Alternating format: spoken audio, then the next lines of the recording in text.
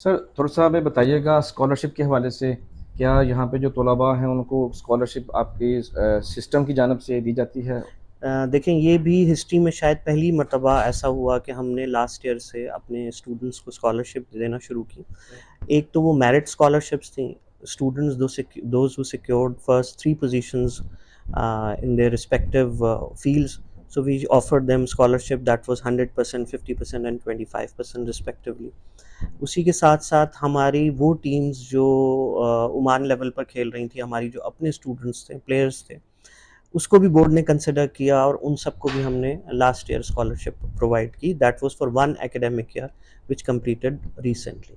So we are thinking it over कि हम उसके लिए प्लान कर रहे हैं कि हम उसको नेक्स्ट में किस तरह लेकर जाएं।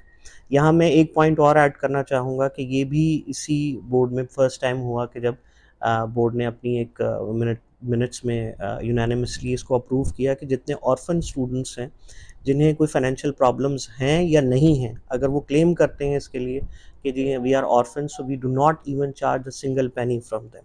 तो ये ज़बरदस्त। एक बहुत बड़ा स्टेप है। वो माशाअल्लाह। बच्चे जो इससे पहले घर बैठ जाते थे किसी अपनी फाइनेंशियल इश्यूज़ की वजह से, specially in this orphan case, तो वो अल्हम्दुलिल्लाह बहुत एक तरीके से, यानी उनकी सेल्फ रिस्पेक्ट को हम किसी तरह हर्ट किए बगैर वो बाकी स्ट्रीम के साथ इस वक्त मूव ऑन कर रहे हैं।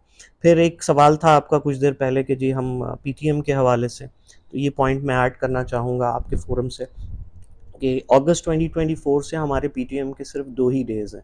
या तो वो शाम में थर्सडे यानी वीकेंड पर अरेंज होती है, या फिर हम उसे सैटरडे मॉर्निंग में रखते हैं। This was the demand from parents. So हमने अगस्त 2024 से और आज तक के जितने पैटर्न्स हैं, अगर आप उन्हें चेक करेंगे तो वो सब हमारी इवनिंग या सैटरडे मॉर्निंग में।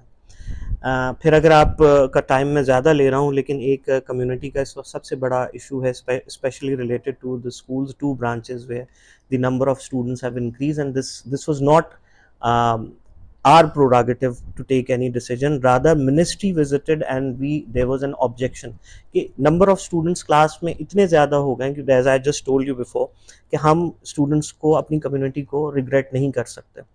तो वो क्लास का साइज जो है वो 55 और 60 पर भी चला गया। तो जब मिनिस्ट्री ने उसे विजिट किया और उस पर ऑब्जेक्शन किया, तो फिर हमने स्पेशली उनसे ये एक एक साल के लिए हम उनसे ये अप्रूवल लेते हैं कि जी जब तक हमारी अपनी बिल्डिंग नहीं बन जाती तब तक हमें अप्रूवल दिया जाए, ताकि हम अपने कम्युनिटी के बच्चों को रिग्रेट करने के बजाय हम उन्हें आफ्टरनून में शिफ्ट कर दें।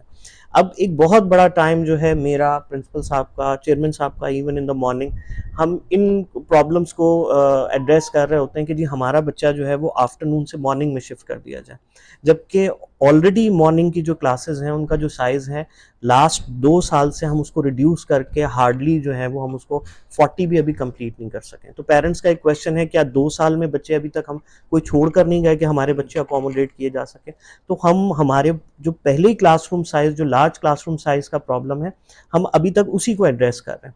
जैसे ही वो एड्रेस हो जाएंगे, तो हम उम्मीद करते हैं कि अगर हमारे पास जितनी सीट्स होंगी हम उनको अकोमोडेट करने की कोशिश करेंगे।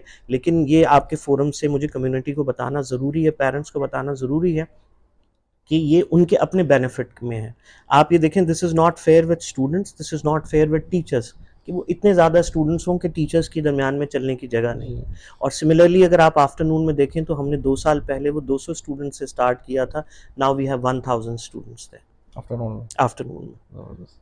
तो ये कुछ चीज़ें हैं जो आपके तवज्जुह से मैं चाहूँगा कि पेरेंट्स तक पहुँचें, कि उन्हें इस बात का थोड़ा-सा वो भी हमारे साथ कोऑपरेट करें, क्योंकि हम तो ये चाहते हैं कि हमारी कम्युनिटी को हम सर्व करें in the best possible way, और कोई बच्चा ऐसा ना रहे जिसको हम रिग्रेट करें। जी, ठीक है। तो बहुत ये शुक्रिया। आफ्टरनून शिफ्ट भी जो है वो हमने उन्हीं के लिए स्टार्ट की है।